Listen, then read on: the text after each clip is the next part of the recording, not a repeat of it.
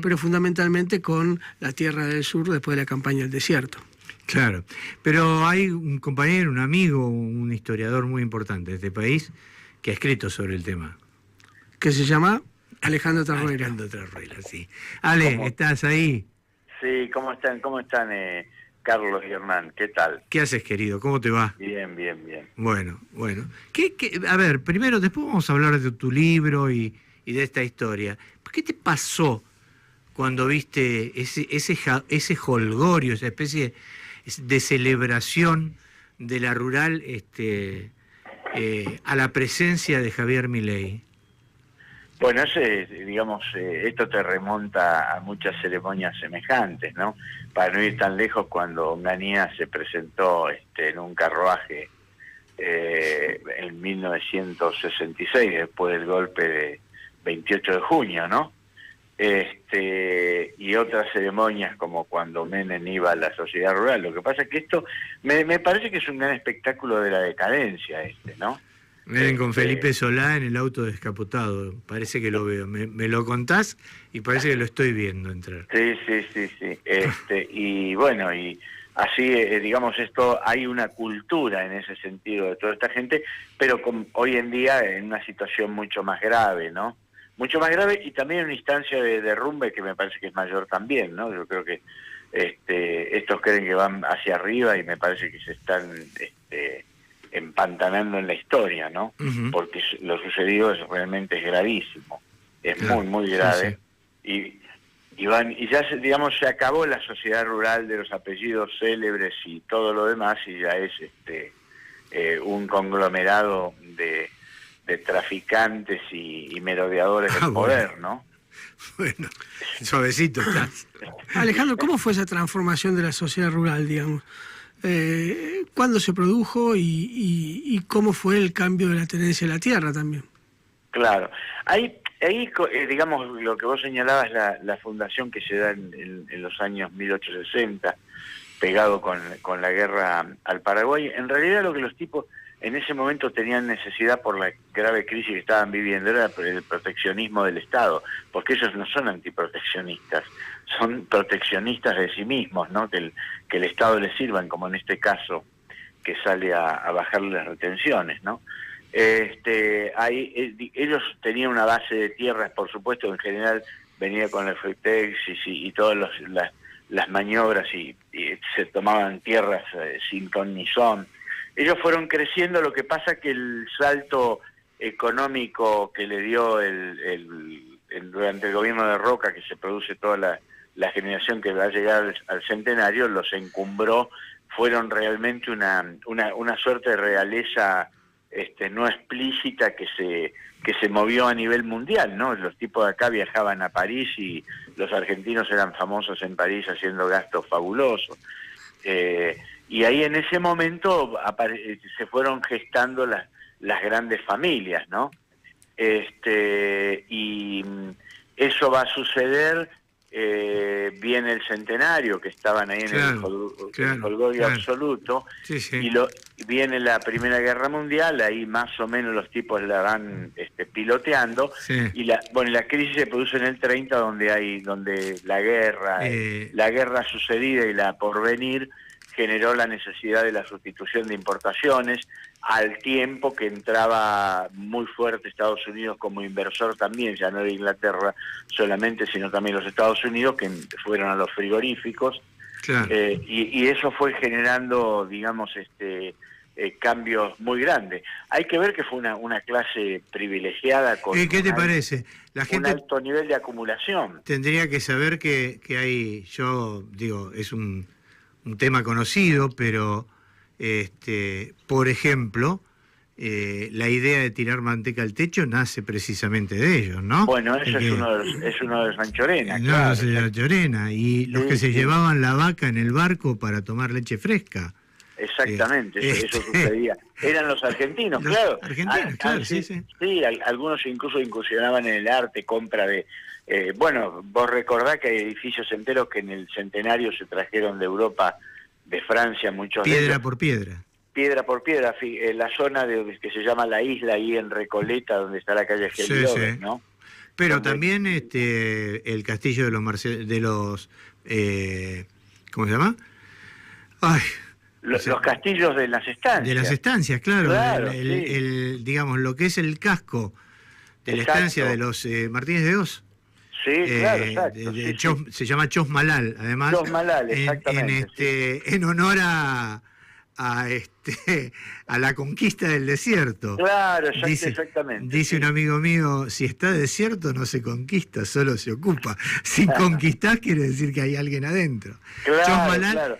Chosmalal es el casco de la estancia y Malalgüel es la zona de, digamos, de cría de caballo de carrera. Ellos estuvieron... Claro, exactamente. Que fue otro de los negocios que hoy en día perdura. Ese, claro, ¿no? claro. Ahora, Alejandro, en los últimos tiempos la gente del campo, los empresarios del campo estaban muy molestos con Milei. Sin embargo, salen a bancarlo de una manera, yo diría, estrepitosa. Sí, ¿no? ahí por un lado ellos esperaban que bajaran las retenciones, pero también hay que ver que el Fondo Monetario Internacional es partidario de las retenciones. Si no, recordemos el caso con Onganía de Krieger-Bacena, sí. que cuando llega Krieger-Bacena le mete las retenciones con todo y sale la famosa solicitada de la sociedad rural acusándolo de anarquista Krieger-Bacena, ¿no? Era realmente risueño en ese momento, porque Krieger-Bacena se les aplicó sin pena ni gloria, ¿no? Krieger-Bacena anarquista, qué maravilla. Claro, no, eso fue una solicitada de la sociedad rural en el momento que aparece Krieger-Bacena y les mete las retenciones de nuevo. Y ahora estaban esperando eso, pero también hay una cuestión de corriente ideológica de los tipos, ¿no? Es decir, van a estar jodidos lo que sea, pero van a apoyar toda la cosa que vaya. Porque hoy en día ya directamente, antes era una posición dentro de una discusión nacional, y hoy en día ya son parte de un proyecto de entrega hasta las zapatillas, quieren entregar si dicen Argentina, ¿no? Es decir, el proceso político es otro. Eso es verdad, porque cuando uno mira el recorte de las retenciones, parece un Black Friday. ¿Viste cómo hacen los Black Friday?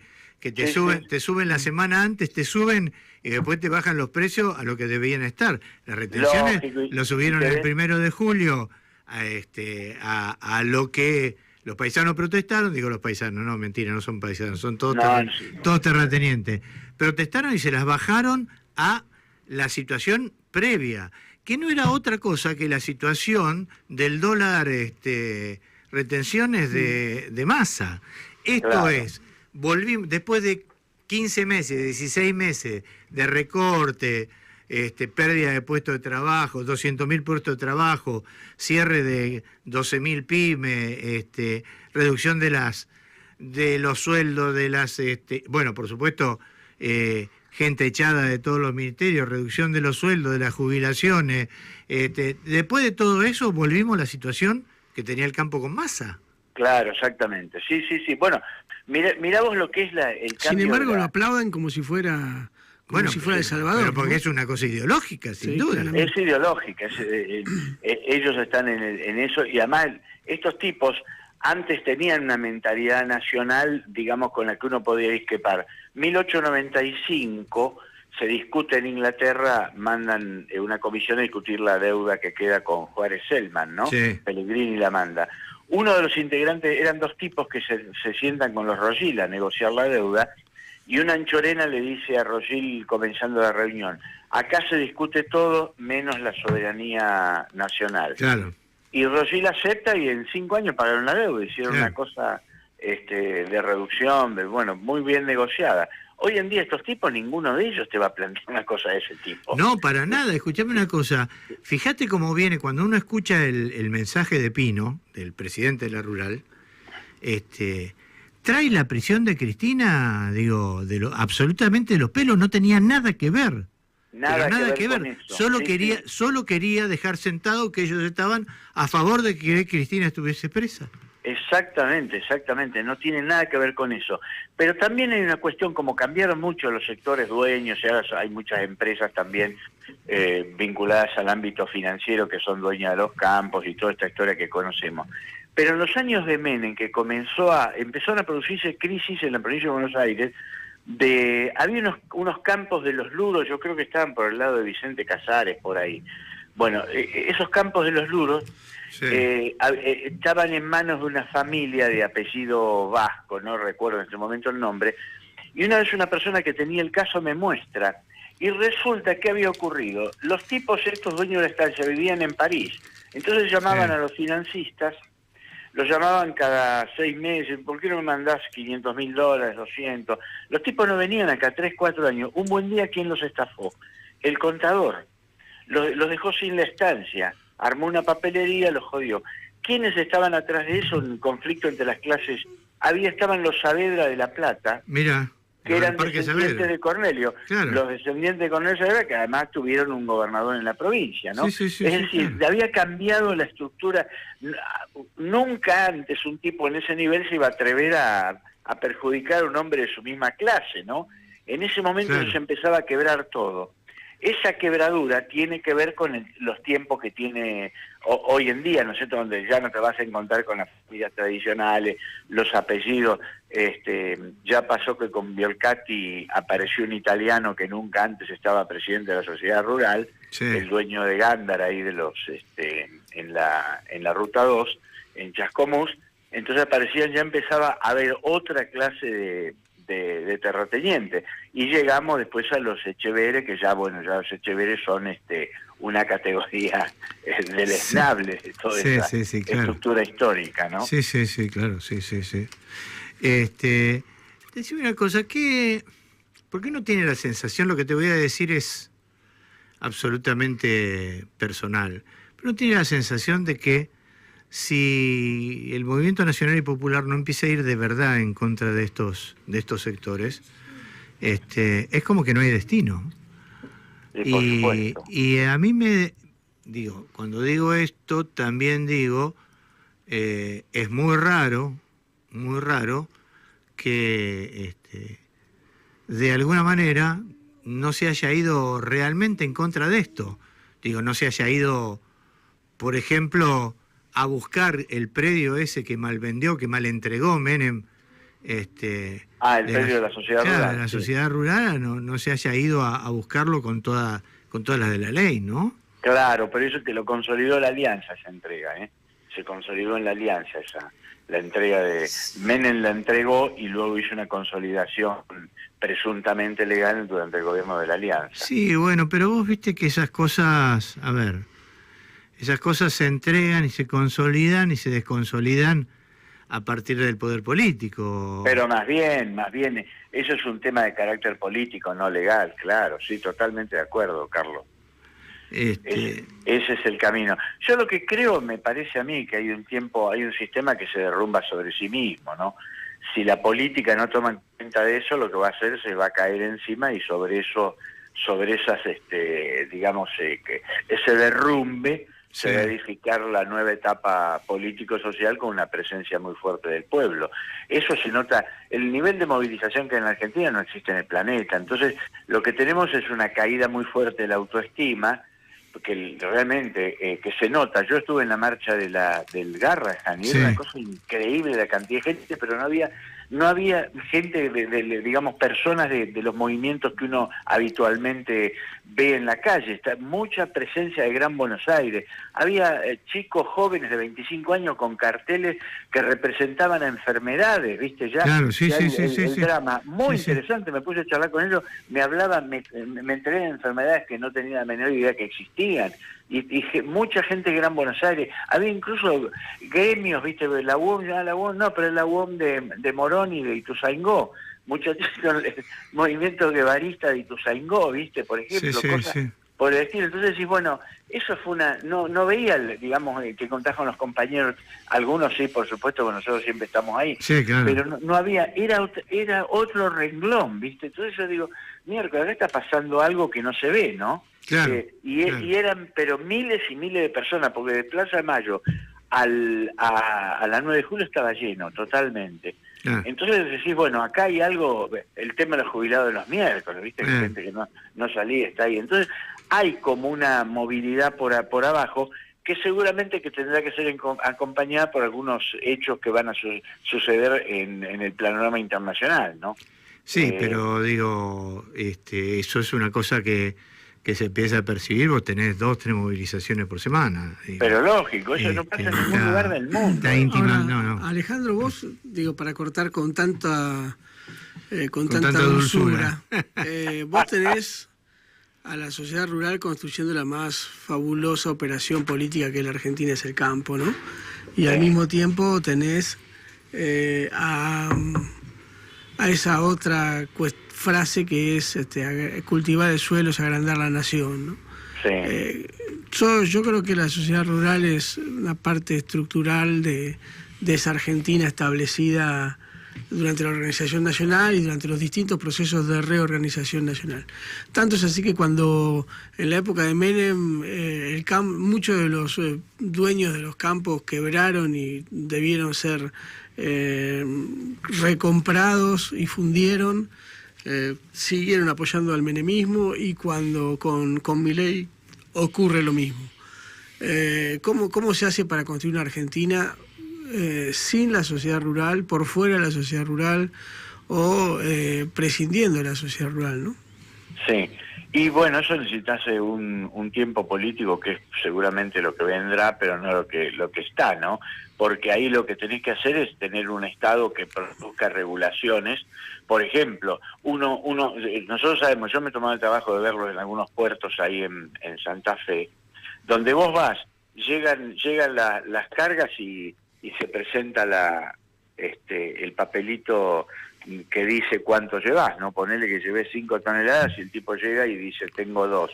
Ahora, cuando pasa al otro lado, que son los seguros británicos, que son los que manejan el IODI del seguro de Londres, vos pasás del otro lado y del otro lado te controlan todo.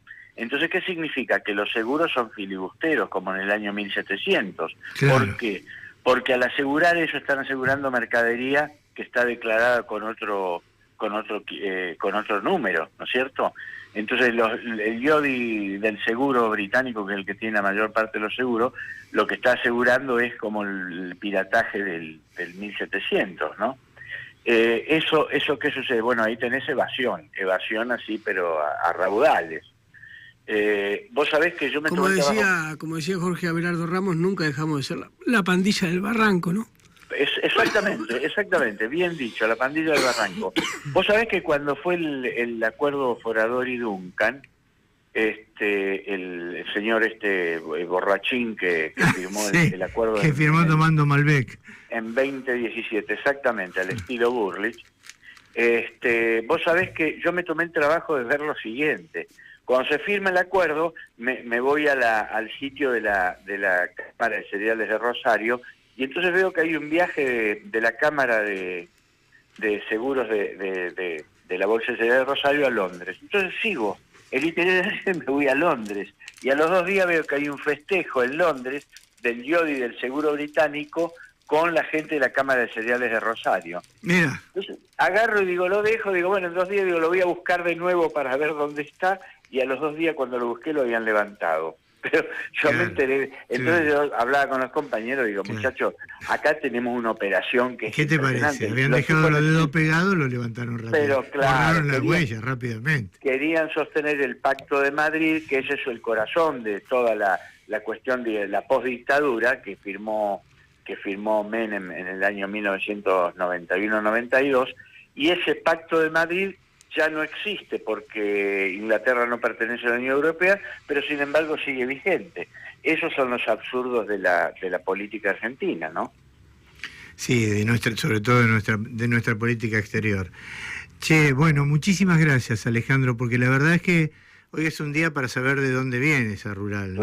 Claro. Y para contar un poquito las cosas que ha hecho a lo largo de la vida, de su existencia, porque de verdad no deja de sorprender, no a vos, no a mí, no a Hernán, digo, porque estamos en la cuestión y en observarlo y demás.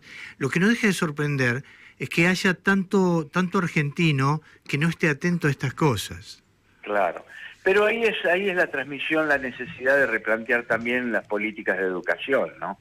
Que es decir, bueno, volver a la enseñanza de la historia profundamente, tenerlo a Hernán con su colección de libros excelentes de la historia nacional, tener a otros historiadores, a gente dando clases y avanzando en una recomposición y reconsideración de la historia nacional en términos educativos, ¿no? Y es difícil porque los que sacaron los próceres de los billetes para poner animalitos sí. Y dijeron que esa era la política más importante que habían desarrollado a lo largo de su gobierno, siguen ahí. Digo que esto es lo notable, ¿no? No se fue ninguno. Sí, seguro, seguro. Te mando un gran abrazo y te agradezco muchísimo esta charla, Ale. No, che, agradecido soy yo para vos, Carlos, y para Hernán, y muy interesante la charla que mantuvimos. Bueno. Un abrazo grande. Gracias, viejo. Hacemos una pausita, como me sugería el otro día un oyente. Para que tengo unos mensajes para leer y después vamos a la pausa. A ver, nobleza, acá está. Hola, compas, bello invitado el muchachito que hoy nos acompaña, muy Brienza, pero no me decís quién sos. 2, se nota que Vito es hijo de tigre, mire. Abrazo grande a los 3, Roberto de Caseros. Buen lunes y buena semana, un capo, Vito, sí, un capo... Capo mafia. Capo, Vito, un capo, acompañando al papá. Le gusta verse en la pantalla, sí. Sí, le gusta. Se hace el que no, pero le gusta. Sí, gracias, Susana, te mandamos un beso. Y ahora sí,